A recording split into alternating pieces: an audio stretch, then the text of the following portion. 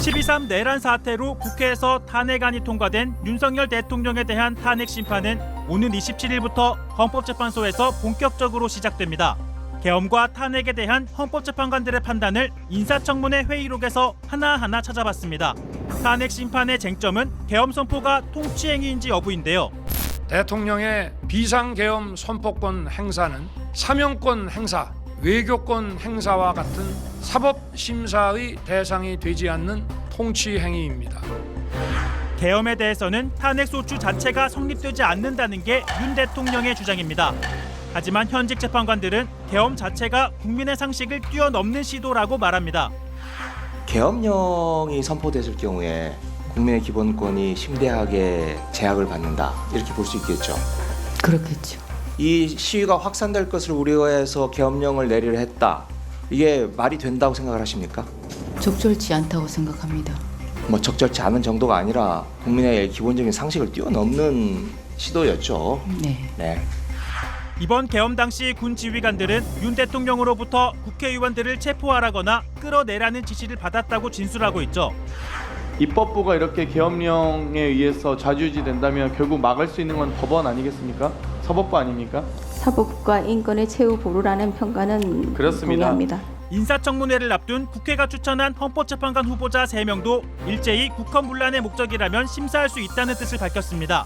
또 하나의 쟁점은 계엄을 발동할 수 있는 요건을 갖추었냐는 겁니다. 국정원의 대공수사권을 박탈한 것도 모자라서 국가보안법 폐지도 시도하고 있습니다. 검찰과 경찰의 내년도 특경비, 특활비 예산은 아예 0원으로 깎았습니다. 윤 대통령은 야당의 입법, 예산 횡포 등을 그 이유로 꼽았는데요. 하지만 계엄 요건에 해당하지 않는다는 게 중론입니다. 지금 현재 상황이 전시사변 기타 비상사태라는 것을 느끼지는 못했습니다. 또 윤 대통령은 잇따른 국무위원 탄핵도 계엄 선포의 이유라고 밝혔는데요. 대통령의 국정 운영을 마비시키기 위해 우리 정부 출범 이후부터 지금까지 수십 명의 정부 공직자 탄핵을 추진했습니다. 하지만 헌법재판관들은 이렇게 말합니다. 더불어민주당의 탄핵소추 남발 논란에 대해서는 명확하게 일침을 가해 주셔야 되는 것 아니겠습니까? 글쎄요, 탄핵이 그야말로 과거에는 사실상 사문화되다시피 구체화되지 않았는데 최근에 이르러서 탄핵이 이제 많이 이루어지고 있습니다. 탄핵 소추가 이것이 어떻게 보면 헌법이 살아 움직이는 과정 같기도 하고요. 윤 대통령 탄핵 심판 주심이자 현재 헌법재판관 중 유일하게 윤 대통령이 지명한 정영식 재판관은 탄핵 남발이 아니라 헌법이 살아 움직이는 과정이라 평가했습니다. 탄핵 대상이 되는 고위공직자가 헌법의 가치에 어긋나는, 그리고 헌법과 법률에 위반되는 행위를 했을 때, 그럴 때는 당연히 국회의 권한으로 탄핵 소추를 할 수가 있습니다.